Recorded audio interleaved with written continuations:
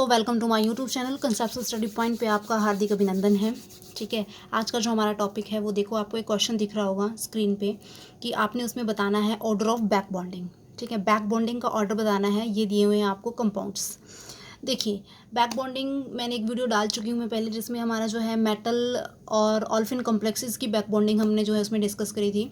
ठीक है, इस क्वेश्चन को सोल्व करने के लिए सबसे पहले हम जो है मेटल कार्बोनियल में बैक बॉन्डिंग देखेंगे, फिर इस क्वेश्चन को सॉल्व करते हैं। देखिए, मेटल कार्बोनियल की बॉन्डिंग को समझने के लिए हम यहाँ पर आपको मैं बताने वाली हूँ। देखो, metal carbonyl, M is represented a metal and C O is a carbonyl. ठीक है, तो ये कोई आपका जो है मैंने कॉम्प्लेक्स लिख लिया, इट्स अ एन। ठीक है, कितने भी नंबर में हो सकते हैं यहाँ पे कार्बोनियल, जैसे कि यहाँ पे ये है। ठीक है, तो इससे सबसे पहले आपके कार्बोनियल की जानकारी होनी चाहिए। कार्बोनियल आपका एक तरीके का क्या है, लिगेंड है। ठीक है, क्या है ये आपका, लिगेंड है।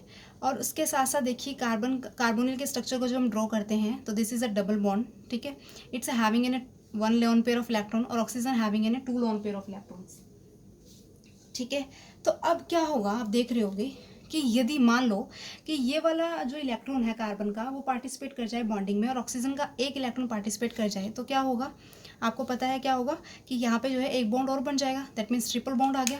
ट्रिपल बॉन्ड आने के बाद इनके पास क्या होता है, इसके पास एक इलेक्ट्रॉन रह गया और इसके पास जो है 3 इलेक्ट्रॉन रह गए। तो आप यहाँ पर देखिए, क्या कार्बन के जो मतलब आउटर मोस्ट शेल में जो नंबर ऑफ इलेक्ट्रॉन है, क्या वो कंप्लीट हो गए, मतलब इसने ऑक्टेट को एक्वायर कर लिया। इस तरीके से हम ऑक्सीजन का चेकआउट करेंगे। तो देखिए, कार्बन है, आपको पता है कि एक बॉन्ड बनने में 2 इलेक्ट्रॉन की नीड होती है। तो 1 2 3 4 5 6 एंड 7, मतलब कार्बन के पास कितने हैं, 7 इलेक्ट्रॉन है। और ऑक्सीजन के पास कितने हैं, 3 दूनी 6 7 8 और 1 9। ऑक्सीजन हैविंग है ना 9 इलेक्ट्रॉन। तो आप देख पा रहे होगे, देखो ना तो इसके पास 8 है ना इसके पास 8 है। इसको 8 करने के लिए क्या करना पड़ेगा, एक इलेक्ट्रॉन को गेन करना पड़ेगा। ठीक है, और इसको जो है 8 करने के लिए एक इलेक्ट्रॉन को क्या करना पड़ेगा, लॉस करना पड़ेगा। जैसे ही ये एक इलेक्ट्रॉन को गेन करेगा, ठीक है, मान लो कि इसने एक इलेक्ट्रॉन को गेन किया है, तो क्या होगा, ये नेगेटिव चार्ज को ऑक्यूपाई करेगा। ठीक है, और जैसे ही ऑक्सीजन अपना एक इलेक्ट्रॉन लॉस करता है, तो वैसे ही इसके ऊपर पॉजिटिव चार्ज जो है आ जाएगा। ठीक है, इतना समझ में आ गया। तो आपको जो तो है क्या कहते हैं, बुक्स में जो है इस तरीके का स्ट्रक्चर देखने को मिलता है और ये समझ नहीं आता कि ये हुआ कैसे है। तो सबसे पहले आपको इनिशियली ये पता होना चाहिए कि जो कार्बोनियल आपका लिगेंड है, how to come in that state, किस तरीके से वो इस अवस्था में आया। अब देखिए क्या होता है कि जो मेटल बॉन्डिंग शो करता है कार्बोनियल के साथ, आपको पता है कि जो मेटल होती है वो आपकी या तो जीरो मतलब ऑक्सीडेशन स्टेट में होगी या फिर प्लस ऑक्सीडेशन स्टेट में होती है, बहुत लो ऑक्सीडेशन स्टेट में होती है। और ये भी आपका जो है क्या कहते हैं कि एक वीक लेविस एसिड की तरह बिहेव करता है। फिर भी इनमें एक अच्छी बॉन्डिंग हो जाती है, बट मतलब क्या रीज़न है। तो देखिए कि कार्बन के पास क्या है, इलेक्ट्रॉन पेयर है, मतलब पहले एक इलेक्ट्रॉन था, इसने एक इलेक्ट्रॉन और गेन कर लिया अपने ऑक्टेव को कंप्लीट करने के लिए, हैव ना चार्ज। ठीक है, तो ये अपने जो पेयर ऑफ इलेक्ट्रॉन है वो मेटल के वैकेंट डी ऑर्बिटल में जो है ट्रांसफर करेगा। ध्यान रखना है, देखिए मेटल है, ठीक है, मेटल का ये ऑर्बिटल जो है वो क्या है, खाली है। और ये आपका जो है क्या है, कार्बोनियल है। कार्बोनियल जो कार्बन है, it's having a pair of electron, जो कि मेटल के जो है वैकेंट ऑर्बिटल में, वैकेंट जो है डी ऑर्बिटल में क्या करेगा, डोनेट करेगा। ये इसका खाली है, वैकेंट डी ऑर्बिटल है, उसमें डोनेट करेगा। डोनेट करने की वजह से क्या होगा, मेटल और कार्बोनिल के बीच में कौन सा बॉन्ड बनेगा, सिग्मा बॉन्ड बन जाएगा। ठीक है, ये इतना समझ में आया, ये आपका फर्स्ट स्टेप है। सेकेंड स्टेप में क्या होगा कि देखो यहाँ पर अब जैसे ही कार्बोनिल ने इलेक्ट्रॉन दिए, तो मेटल के ऊपर इलेक्ट्रॉन डेंसिटी इंक्रीज होगी। ठीक है, कार्बन के ऊपर इलेक्ट्रॉन डेंसिटी आपकी जो है डिक्रीज करेगी। दूसरे केस में क्या होगा कि जो मेटल के फील्ड ऑर्बिटल हैं, मेटल के जो फील्ड ऑर्बिटल हैं वो क्या करेंगे, कार्बन के जो एम्प्टी ऑर्बिटल होगा, कार्बन का जो एम्प्टी ऑर्बिटल कौन सा होता है, this is a pi star anti bonding. Pi star जो एंटी बॉन्डिंग ऑर्बिटल है, उसके अंदर ये अपने इलेक्ट्रॉन को क्या करेगा, मेटल जो है इलेक्ट्रॉन को क्या करेगा, डोनेट करेगा। जिसकी वजह से फिर फर्दर जो है, यहाँ पर ऑक्सीजन है ही है, जिसकी वजह से क्या होगा कि मेटल अपने इलेक्ट्रॉन जो है वो फील्ड ऑर्बिटल से कार्बन के पाई स्टार एंटी बॉन्डिंग जो कि एम्प्टी है उसके अंदर इलेक्ट्रॉन डोनेट कर रहा है। तो जिसकी वजह से सिग्मा बॉन्ड पहले से बना हुआ था, मेटल डोनेट कर रहा है, तो इनके बीच में क्या हो जाएगा, डबल बॉन्ड क्रिएट हो जाएगा। इसको बोलते हैं पाई बॉन्डिंग, पाई बैक बॉन्डिंग। बैक बॉन्डिंग का मतलब होता है पहले बॉन्ड बन गया है, नंबर ऑफ इलेक्ट्रॉन दे चुके हैं, लेकिन फिर भी मेटल क्या कर रहा है, अपने फील्ड ऑर्बिटल के इलेक्ट्रॉन कार्बन के पाई स्टार एंटी बॉन्डिंग जो एम्प्टी है उसमें दे रहा है। तो ये बन रहा है आपका पाई, क्योंकि डबल बॉन्डेड है, बैक बॉन्डिंग कहलाती है। आई होप आपको क्लियर हो गया होगा किस तरीके से जो मेटल कार्बोनिल कॉम्प्लेक्सेस हैं उनमें बैक बॉन्डिंग होती है। ये और भी अच्छे से समझ में आ जाएगा। इससे पहले मैं एक वीडियो अपलोड कर चुकी हूँ जिसमें हमने मेटल ऑल्फिन कॉम्प्लेक्सेस में बैक बॉन्डिंग डिस्कस की थी, वो देख लेना, ईजिली हो जाएगा। ठीक है, अब हमने ये बॉन्डिंग करी है, इसके कुछ कॉन्सिक्वेंस हैं। ठीक है, कुछ कॉन्सिक्वेंस हैं, यहाँ से निकल के आते हैं। ठीक है, आपको समझ में आ जाएगा कैसे है, देखिए। अभी फर्स्ट पॉइंट में देखो, फर्स्ट में क्या हुआ, कार्बन पे इलेक्ट्रॉन डेंसिटी ज़्यादा थी, इसने इसको दी। इनिशियली क्या हुआ कि सीओ ने अपने इलेक्ट्रॉन डोनेट किए किसको, मेटल को, जिसकी वजह से मेटल पे इलेक्ट्रॉन डेंसिटी इंक्रीज हो गई। ठीक है, ये हुआ। फिर उसके बाद क्या हुआ कि मेटल ने अपने जो ये इलेक्ट्रॉन्स हैं, मेटल ने अपने इलेक्ट्रॉन क्या किए, सीओ को वापस दे दिए, जिसकी वजह से जो है मेटल पर इलेक्ट्रॉन डेंसिटी क्या हो जाएगी, डिक्रीज हो जाएगी। मेटल पर इलेक्ट्रॉन डेंसिटी इंक्रीज है तो दोनों ही केसेस में क्या हो रहा है कि मेटल और कार्बन के बीच में बॉन्ड बन रहा है, और due to that pi bonding होने की वजह से जो मेटल और कार्बन का बॉन्ड होता है वो काफ़ी स्ट्रॉन्ग बन जाता है, काफ़ी स्ट्रॉन्गर बॉन्ड बनता है, ध्यान रखना। और जो कार्बन और ऑक्सीजन का जो बॉन्ड होता है वो क्या हो जाता है, वीक हो जाता है। फर्स्ट कॉन्सिक्वेंस तो आपका ये है। ठीक है, जो आपका इस बॉन्डिंग से निकल के आता है। सेकेंड कॉन्सिक्वेंस हम इसमें पढ़ते हैं, देखिए इसमें पढ़ते हैं हम वाइब्रेशनल फ्रीक्वेंसी के बारे में। वाइब्रेशनल फ्रीक्वेंसी ये सभी ने सुनी भी होगी, नहीं भी सुनी है तो आगे जो है जैसे आपका डिस्क्राइबेशन में टॉपिक आ जाएगा कैसे क्या होगा पूरे डिस्क्राइब वे में। ठीक है, vibration frequency represent by nu, इसका फॉर्मूला होता है K by U under root this. K is a force constant, ये आपका फोर्स कांस्टेंट होता है।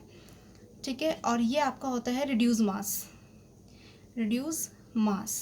कांस्टेंट की स्पेलिंग आना है। ठीक है, reduce mass and force constant. यहाँ से क्या आता है, जिस तरीके से बैक बॉन्डिंग होती है, बैक बॉन्डिंग होने की वजह से क्या होगा, मेटल कार्बन बॉन्ड स्ट्रॉन्ग हो रहा है, सीओ बॉन्ड जो है वीक हो रहा है।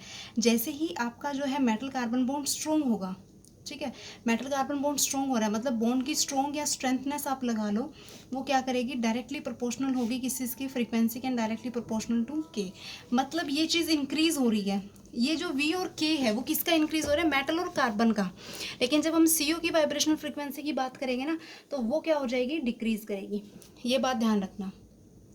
ठीक है ना, मेटल कार्बन बॉन्ड स्ट्रॉन्ग होगा तो क्या होगा, मतलब बॉन्ड की स्ट्रेंथ इंक्रीज करेगी, वाइब्रेशन फ्रीक्वेंसी इंक्रीज करेगी, फोर्स कांस्टेंट की वैल्यू बढ़ेगी। लेकिन यदि क्वेश्चन में पूछा जाता है CO की स्ट्रेचिंग फ्रीक्वेंसी, तो स्ट्रेचिंग फ्रीक्वेंसी डिक्रीज कर जाती है जैसे जैसे मेटल कार्बन बॉन्ड स्ट्रॉन्ग होगा। मतलब क्या होगा कि वाइब्रेशन फ्रीक्वेंसी भी डिक्रीज करेगी, फोर्स कांस्टेंट की वैल्यू भी क्या होगी, डिक्रीज करेगी आपकी। समझ में आ गई ये बात, बहुत सिंपल है, बहुत इजी है, ये कॉन्सिक्वेंस है। इसी बेस पे जो है आपके क्वेश्चन आते हैं, चाहे BSc हो या MSc का एंट्रेंस दे रहे हो या कोई गेट का या जैम का एग्जाम कोई बच्चा दे रहा हो। अब ये क्वेश्चन देखो, इस क्वेश्चन में क्या है, ऑर्डर ऑफ बैक बॉन्डिंग बताना है। ठीक है, इसको करने के लिए आप क्या करोगे, देखो इनमें सब में क्या है, कार्बोनियल लिगेंड सब में सेम है, नंबर ऑफ जो इनके कोऑर्डिनेशन है वो भी सेम है, 666 है। ठीक है, डिफरेंस क्या है कि यहाँ पे जो है मैंगनीज है, यहाँ पे क्रोमियम है और यहाँ पे वेनेडियम है। और दूसरा डिफरेंस क्या है कि इनके ऊपर चार्ज है, जो है वो अलग से लिख लो, इस पर चार्ज कितना है, 0 है, और इस पर कितना है, नेगेटिव है। ठीक है, यहाँ से आपको ये पता लगा। अब आप देखिए, अभी हमने बैक बॉन्डिंग पढ़ी, बैक बॉन्डिंग में क्या होता है कि क्योंकि आपने देखना है कि ऑर्डर ऑफ बैक बॉन्डिंग बताना है। ऑर्डर ऑफ बैक बॉन्डिंग का मतलब होता है कि जब मेटल जो है क्या करता है, इनिशियली अपना जो है क्या कर रहा है, कार्बन दे रहा है मेटल को, लेकिन मेटल जो है फिर डोनेट कर रहा है, तभी तो बैक बॉन्डिंग आ रही है। तो यहाँ पर क्या होगा कि जितनी ज़्यादा इलेक्ट्रॉन डेंसिटी होगी, मेटल के पास जितनी ज़्यादा इलेक्ट्रॉन डेंसिटी होगी, सिंपल सी बात है, वो उतने ही इलेक्ट्रॉन क्या करेगा, डोनेट कर पाएगा CO को। ठीक है, जितने ज़्यादा वो डोनेट करेगा तो मेटल कार्बन बॉन्ड स्ट्रॉन्ग होगा, मेटल कार्बन बॉन्ड स्ट्रॉन्ग होगा तो बैक बॉन्डिंग उतनी ही ज़्यादा होगी, बैक बॉन्डिंग का ऑर्डर भी इंक्रीज करेगा। अब मेटल की क्या करते हैं, मेटल पे इलेक्ट्रॉन डेंसिटी वो कैसे देखेंगे, वो देखेंगे आप चार्ज से। जितना ज़्यादा चार्ज होगा उतनी ज़्यादा इलेक्ट्रॉन डेंसिटी होगी, उतना ज़्यादा डोनेशन होगा, उतना ही ज़्यादा बैक बॉन्डिंग होगी। तो जितनी ज़्यादा, यहाँ से आपको क्या पॉइंट मिलता है, जितना ज़्यादा चार्ज होगा, चार्ज जितना ज़्यादा होगा, ठीक है, आप इसमें देखें चार्ज जो है मोर होगा। ठीक है, चार्ज मोर होगा तो इलेक्ट्रॉन डेंसिटी क्या होगी, ज़्यादा होगी, इलेक्ट्रॉन डेंसिटी भी मोर होगी। इलेक्ट्रॉन डेंसिटी मोर होगी तो क्या होगा, डोनेशन कह लो या फिर जो है बैक बॉन्डिंग कह लो। जो बैक बॉन्डिंग होगी वो भी क्या होगी, ज़्यादा होगी। बैक बॉन्डिंग ज़्यादा होगी तो आप इसका ऑर्डर भी अरेंज कर सकते हो। तो सबसे ज़्यादा किस में होगी, इसमें होगी, देन इसमें होगी, तो आप इसको इस तरीके से कर सकते हो। आई होप ये क्वेश्चन आपका क्लियर हो गया होगा। ठीक है,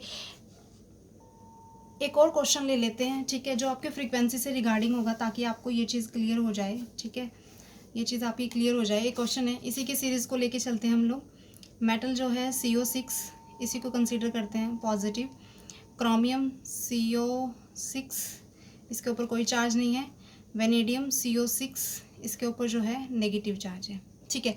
अभी हमने इसमें जो क्वेश्चन है वो ये पूछा है कि आपको CO की फ्रिक्वेंसी डिस्क्राइब करनी है, उसका ऑर्डर बताना है, ठीक है। ऑर्डर आपने एक्सप्लेन करना है। सिंपल सी बात है, मैंने अभी भी आपको एक्सप्लेन किया है। जितना ज़्यादा मेटल कार्बन बॉन्ड स्ट्रॉन्ग होगा, मतलब जितनी ज़्यादा बैक बॉन्डिंग होगी, मैं यहाँ पे लिख रही हूँ, बैक बॉन्डिंग जितनी ज़्यादा होगी, ठीक है, उतना ज़्यादा जो है मेटल कार्बन बॉन्ड जो है क्या होगा, स्ट्रॉन्ग होगा। मेटल कार्बन बॉन्ड स्ट्रॉन्ग होगा तो सिंपल सी बात है कि जो फ्रीक्वेंसी ऑफ CO है वो क्या होगी, कम होगी। वो क्या होगी, कम होगी आपकी। तो बस अब वो सिंपल सा है, वो लॉजिक लगा लो। बैक बॉन्डिंग कब ज़्यादा होगी, जब इलेक्ट्रॉन डेंसिटी ज़्यादा होगी, ठीक है। जब इलेक्ट्रॉन डेंसिटी क्या होगी, ज़्यादा होगी। इलेक्ट्रॉन डेंसिटी कब ज़्यादा होगी, जब क्या होगा, चार्ज ज़्यादा होगा, ठीक है। जब क्या होगा, चार्ज ज़्यादा होगा। तो बस आप देख लो इसमें क्या होगा। यहाँ पे मैंगनीज पे +1 है, क्रोमियम 0 है, वेनोडियम नेगेटिव है, ठीक है। तो देखो सबसे ज़्यादा चार्ज इसमें है, तो मतलब यहाँ पर बैक बॉन्डिंग ज़्यादा होगी, मेटल कार्बन बॉन्ड स्ट्रॉन्ग होगा, तो इसकी CO फ्रीक्वेंसी क्या होगी, कम होगी। तो सबसे ज़्यादा CO फ्रीक्वेंसी किसकी होगी, ये होगी। तो आपका जो है ऑर्डर क्या हो जाएगा, ये हो जाएगा। बहुत सिंपल और बहुत इजी है क्वेश्चन ना, मतलब जैसे कि बहुत कॉम्प्लिकेटेड फॉर्म में जो है दे देते हैं, हम समझ नहीं पाते कैसे सॉल्व करें। बेसिकली आपको अपना कंसेप्ट क्लियर करना है, और कंसेप्ट है सिर्फ मेटल कार्बोनिल बॉन्डिंग, और इस पे कॉन्सिक्वेंस जो है इसी के बेस पे क्वेश्चन आते ही आते हैं। सो प्लीज़ इस टॉपिक को कर लेना, ठीक है। नेट गेट जेम और IIT जैम के अंदर जो है क्वेश्चन इससे आते ही आते हैं, 100% आते हैं, 2 मार्क्स में भी और 4 मार्क्स में भी। और आपके BSc के सिलेबस में तो है ही है, और जिसने MSc करनी है, MSc का एंट्रेंस एग्जाम देना है, उसमें भी ये क्वेश्चन जो है पूछे जाते हैं, ठीक है। किसी भी बच्चे की किसी तरीके की कोई प्रॉब्लम हो तो कमेंट सेक्शन में कमेंट करके हमसे पूछ लीजिएगा। Thank you so much watching this video. Have a nice day.